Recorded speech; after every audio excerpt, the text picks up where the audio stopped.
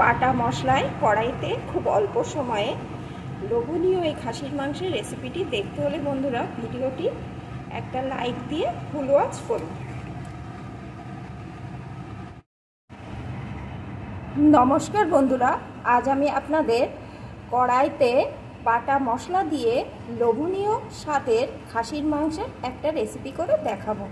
তার জন্য দেখুন, এখানে আমি আগে থাকতে 1 কিলোগ্রাম মতন খাসির মাংস একটু জলে, তার ভিতরে লবণ, হলুদ আর তেজপাতা আর গোটা গরম মশলা দিয়ে 50% সিদ্ধ করে রেখেছি।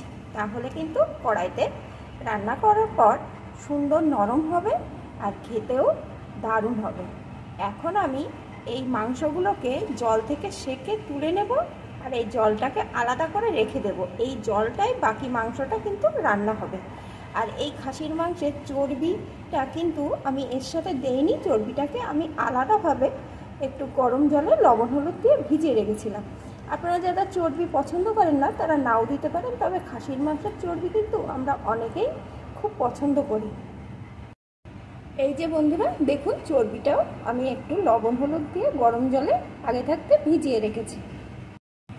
আর মশলাগুলোকেও আমি আগে থাকতে বেটে রেডি করে রেখেছি। এই মাংস কিন্তু বাটা মশলায় আসল স্বাদ পাওয়া যায়। এখানে আছে কয়েকটা কাঁচা লঙ্কা, কয়েকটা শুকনো লঙ্কা, একটু আদা, জিরে আর ধনে একসাথে পেস্ট করে রেখেছি। এটা কিন্তু বন্ধুরা আপনারা মাংসের পরিমাণ অনুযায়ী ব্যবহার করবেন।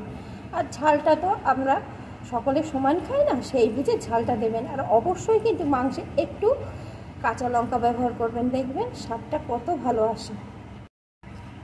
আর এই মাংসের জন্য এখানে আমি একটা রসুনকে একটু থেতো করে নিয়েছি, একটা টমেটো নিয়েছি আর একটা বড় সাইজের পেঁয়াজ একটু মোটা মোটা করে কেটে নিয়েছি। এই মাংসে আমি পেঁয়াজটা কিন্তু একটু বড় সাইজের দিই, কারণ মাংসটা তো রান্না হতে একটু সময় লাগে, তাই পেঁয়াজটা বড় বড় দিলে রান্নার সাথে সাথে কিন্তু পেঁয়াজটা সম্পূর্ণ গলে যায়।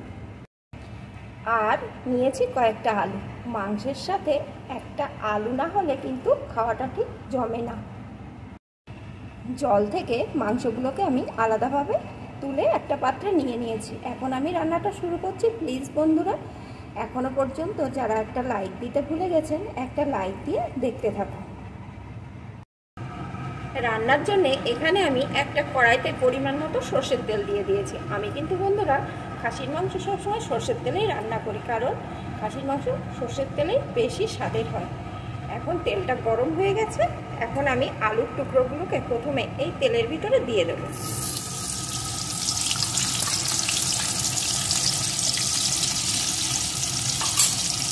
সাথেই দিয়ে দেবো একটু লবণ। এখন আলুগুলোকে আমি লাল লাল করে ভেজে নেব।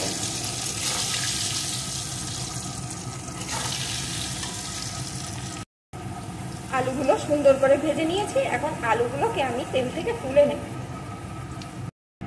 ভাজা আলুগুলোকে তুলে নিয়েছি। এখন এই তেলের ভিতরে পেঁয়াজের কুচিগুলোকে প্রথমে দিয়ে দেব।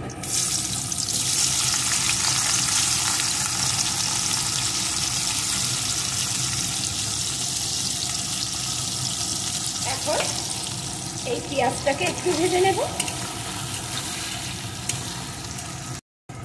পেঁয়াজটা একটু ভেজে নিয়েছি। এখন রসুনটাকে এর ভিতরে দিয়ে দেব।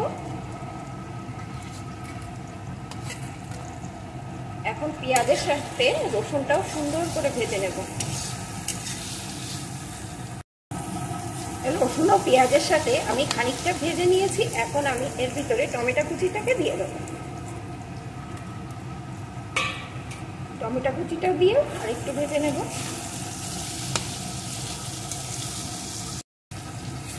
একটু ভেজে নিয়েছি। এখন এর ভিতরে আমি বাটা মশলাটাকে দিয়ে দেব।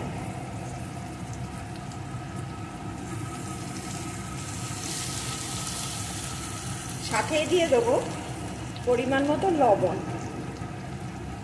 আর পরিমাণ মতো হলুদ গুঁড়ো। বন্ধুরা, মাংসটা কিন্তু সেদ্ধ করার সময় লবণ হলুদ দেওয়া ছিল, সেই বুঝে কিন্তু এখানে লবণ হলুদটা দিয়ে দেব। এখন এই সমস্ত মশলাটা সুন্দর করে কষিয়ে নেব। এই মশলা কষানোর কাছেই কিন্তু মাংসের স্বাদটা আসবে। মশলাটা যত ভালো কষানো হবে মাংস তত টেস্ট হবে। আর এটা কিন্তু মিডিয়াম টু লো আছে মশলাটা কষাতে হবে, যেন মশলাটা তাড়াতাড়ি পুড়ে না যায়।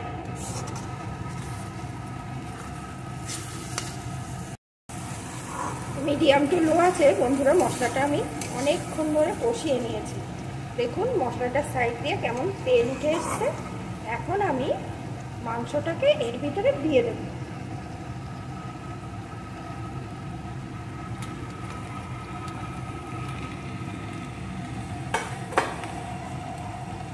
মাংসটাও কিন্তু বেশ কিছুক্ষণ ধরে এভাবে সুন্দর করে মশলার সাথে কষিয়ে নেব।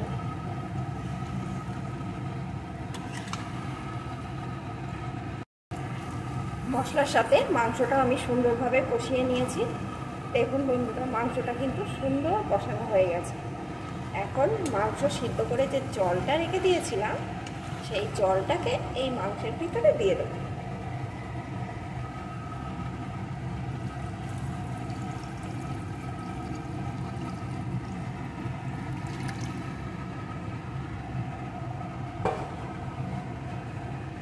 সাথে ভাজা আলুগুলোকেও আমি দিয়ে দেব।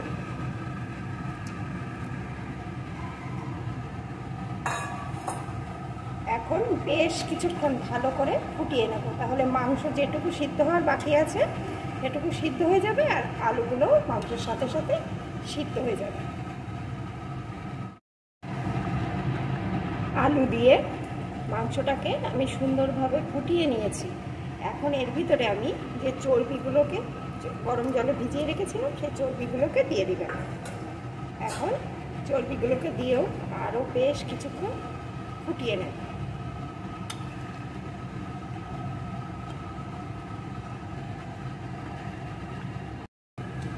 সব কিছু দিয়ে ভালো করে ফুটিয়ে নিয়েছি। এখন কিন্তু সমস্ত কিছু ভালো রকম এখানে আমার সিদ্ধ হয়ে গেছে। আর আমি কিন্তু এরকম একটু ঝোল ঝোল রাখবো, কারণ খাসির মাংসের পাতলা ঝোলই কিন্তু গরম ভাতের সাথে দারুণ লাগে। এখন এই রকম পর্যায়ে আমি এর ভিতরে দিয়ে দেবো একটু গরম মশলার গুঁড়ো আর দিয়ে দেবো সামান্য একটু ঘি। ঘিটা আপনারা যদি না চান তবে দেবেন না, তবে দিলেই কিন্তু স্বাদটা ভালো আসে। এখন কিন্তু মাংসটা পুরোপুরি আমার রেডি, আমি নামিয়ে নেব। বন্ধুরা, খাসির মাংসের এই সহজ রেসিপি আপনাদের কেমন লাগলো প্লিজ কমেন্ট করে জানাবেন। আর ভালো লাগলে অবশ্যই একটা লাইক শেয়ার করে দেবেন।